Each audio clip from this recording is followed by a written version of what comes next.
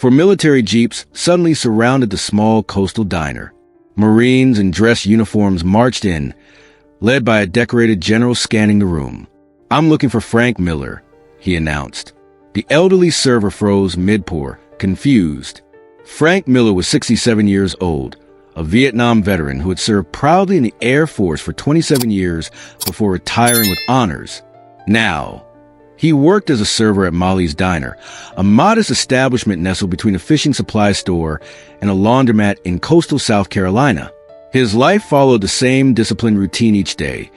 Wake before dawn, walk 4 blocks to work with the same military precision he'd maintained since basic training, tie his spotless white apron around his waist, and greet the morning regulars with a smile that never revealed the loneliness behind it. His weather hands, one skilled at aircraft maintenance, now carried plates of pancakes and poured endless cups of coffee. The other servers, mostly young enough to be his grandchildren, called him the sergeant because of his perfect posture and immaculate appearance despite the modesty of his uniform. Frank lived alone in a small one-bedroom apartment above the local bookstore. His walls held faded photographs from his military days, young men standing beside aircraft in distant deserts, dress uniform ceremonies, and the presidential unit citation his squadron had received. His wife had passed from cancer 15 years earlier. Their only son had moved to Seattle with his family, leaving Frank with little more than holiday phone calls and occasional video chats with grandchildren who barely knew him. Despite the solitude, Frank's eyes retained the alert awareness of a man who had served in combat, observing everything, judging nothing, always ready to respond to whatever situation arose.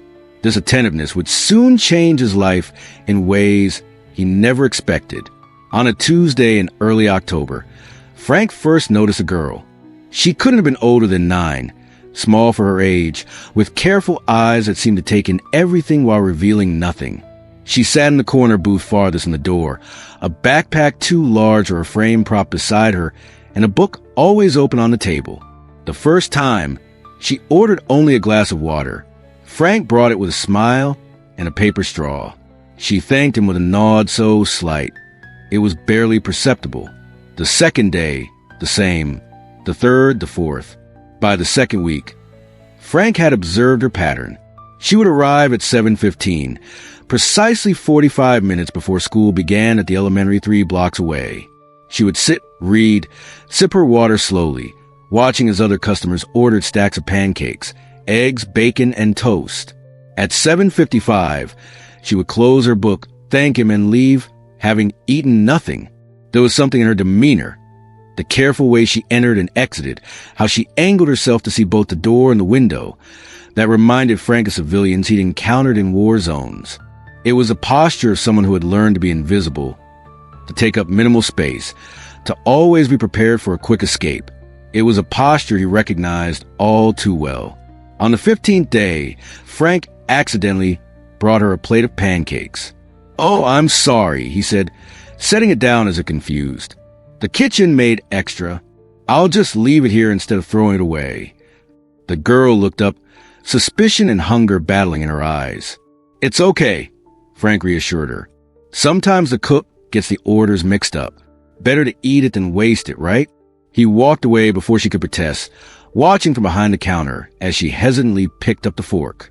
When he returned 10 minutes later, the plate was empty and the girl's eyes remained fixed on her book, a deliberate avoidance that broke his heart.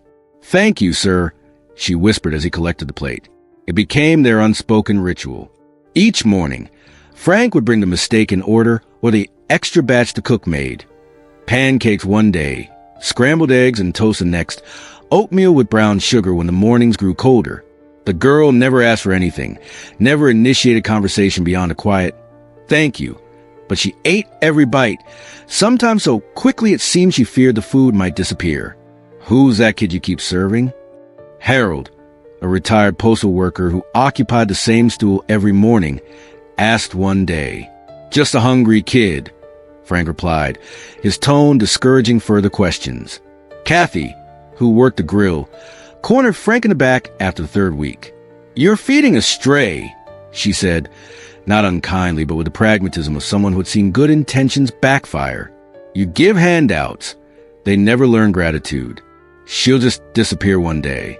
They always do. Frank didn't argue. He simply shrugged and said, "In Vietnam, I learned that hungry people don't need lectures. They need food." By the 6th week, others had noticed Frank's routine with the girl. Most said nothing, but some couldn't resist commenting. Their observations laced with a particular cruelty of those who have forgotten what it means to need help. "Playing charity worker on company time?"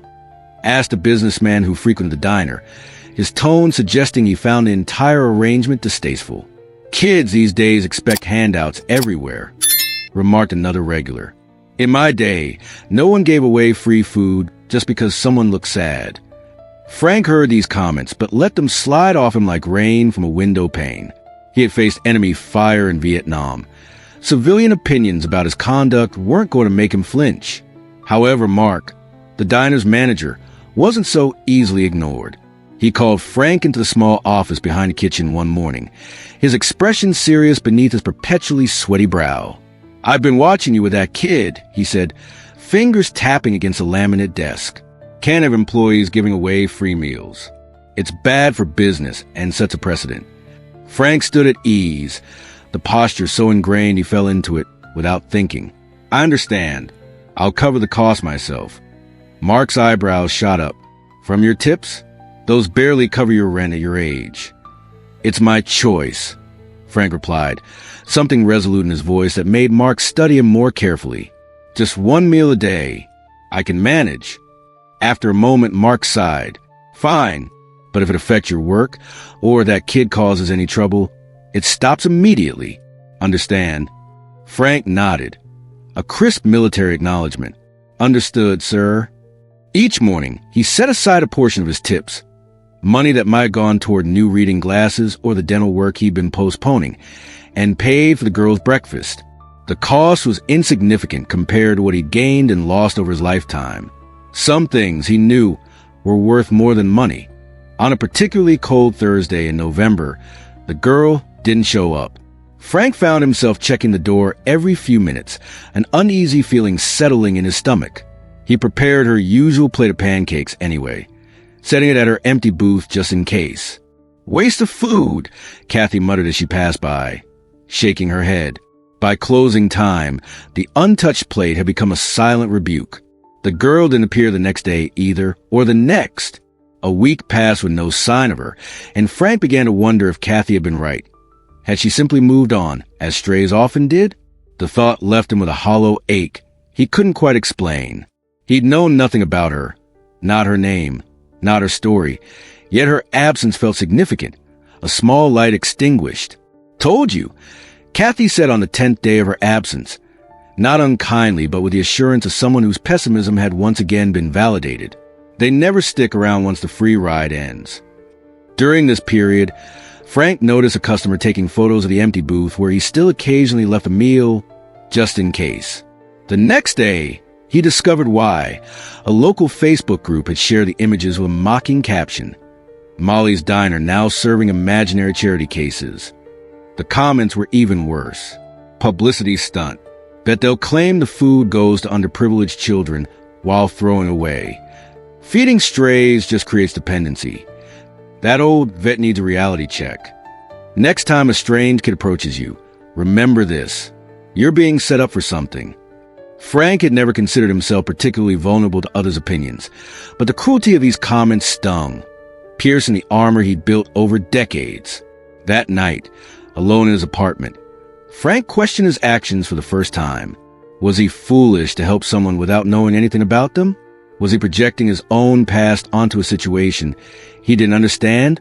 Seeking clarity, he opened a small wooden box where he kept his most precious possessions. Inside lay his medals, the Bronze Star, Purple Heart, and Air Medal, alongside a faded photograph of his unit in Vietnam. Beneath these was a small leather journal given to him by his commanding officer, Lieutenant Robinson, who had died saving 3 wounded men under heavy fire. Frank opened it to a dog-eared page, reading the words he knew by heart. "Today Johnson complained when I shared rations with local children. Said I was compromising operational security. Maybe he's right tactically. But I've seen the same look in those kids' eyes that I had during the Depression, when Mom would save me the last piece of bread. No man grows poor by sharing when he still has enough, but those who forget to share remain hungry their whole lives. Frank traced his finger over Robinson's handwriting, a sudden clarity washing over him. He didn't need to know the girl's name or story to recognize hunger. And hunger, whether physical or emotional, asked for bread, not questions. Tomorrow, he would prepare another plate of pancakes. And the next day, and the day after that, for as long as it took. Some missions, he knew, required persistence above all else. On the morning of the girl's 23rd absence, Frank arrived at the diner with diminished expectations. The habit of looking toward the door at 7:15 remained, but the sharp anticipation had dulled to a quiet resignation. Still, he prepared a small plate of pancakes just in case and placed it at her usual booth. At 9:17 a.m., everything changed. The first sign was a sudden quiet that fell over the usually bustling diner. Frank, refilling coffee at a booth near the window, glanced up to see four military jeeps with government plates pulling into the small parking lot. They moved with choreographed precision, forming a semicircle in front of the entrance. Customers stopped mid-conversation. Forks paused halfway to mouths. Outside, pedestrians slowed to stare as uniformed Marines emerged from vehicles, standing at attention beside each door. From the lead jeep stepped a man whose bearing commanded attention before his uniform did. Tall, with the weathered face of someone who had seen too much sun and too little peace. He wore the dress uniform of a Marine Corps general, his chest adorned with rows of ribbons and medals that caught the morning light. He scanned the diner's facade before walking purposefully toward the entrance, flanked by two younger officers. The bell above the door chimed as they entered, the sound unusually loud in the expectant silence. Mark emerged from the back office, straightening his tie nervously. "Can I help you, gentlemen?" The general removed his cap. "I'm looking for someone who works here. A man named Frank Miller." The diner became so quiet Frank could hear the soft hum of the refrigerator behind the counter. All eyes turned toward him as he stepped forward, coffee pot still in hand.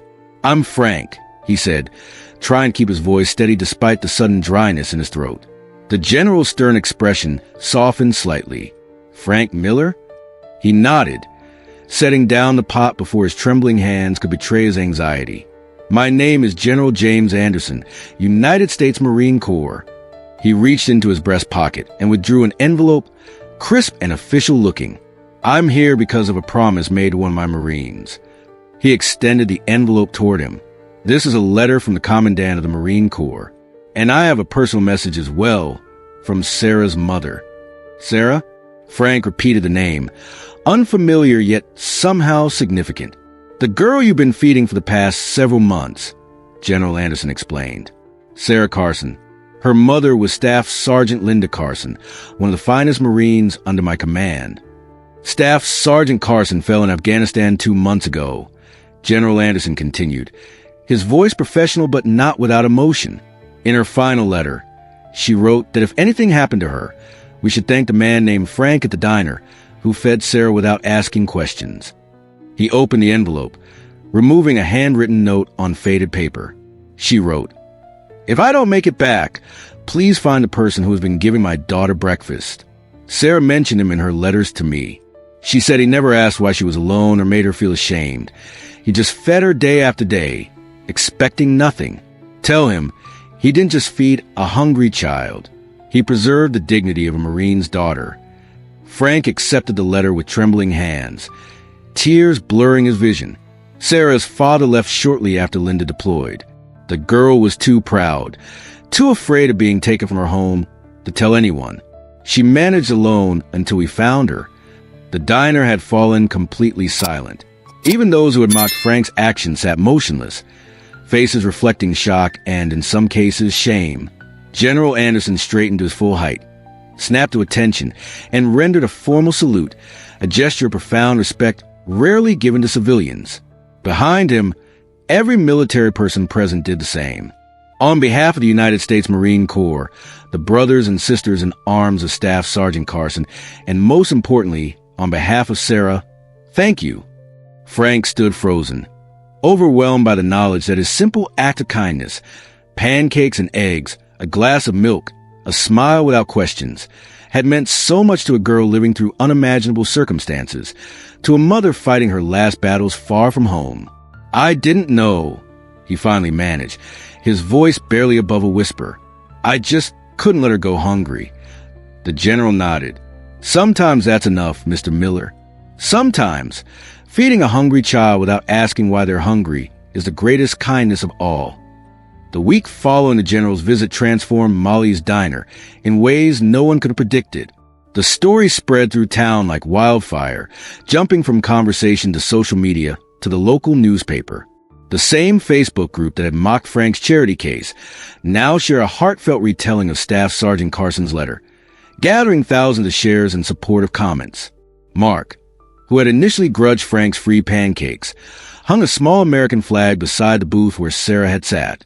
Beneath it, he placed a discreet plaque, reserved for those who serve and the families who wait. The booth was never empty again, occupied by veterans, active duty personnel passing through town, and occasionally by families clearly struggling but treated with quiet dignity by the staff. On the 7th day after the general's visit, a manila envelope arrived addressed to Frank. Inside was a handwritten letter on lined notebook paper, the carefully formed letters betraying the youth of its author. "Dear Mr. Frank, I didn't know your name until that day the general came to find you. But every morning for those months, you were the only person who looked at me like I was invisible or broken. Mom always told me that real heroes were the uniform, but I think sometimes they wear aprons too." When Mom stopped writing, I thought the world had forgotten both of us. But you remembered me every day, even when I couldn't tell you why I was alone. Grandma and Grandpa are nice, but I miss Mom, and sometimes I miss your pancakes too. Thank you for not asking questions when I couldn't answer them. Your friend, Sarah Carson. Sometimes the greatest kindness comes from the simplest acts, a meal offered without judgment, a smile without expectations. If you believe small actions can change lives, leave a comment showing respect for those who serve, both in uniform and in everyday ways.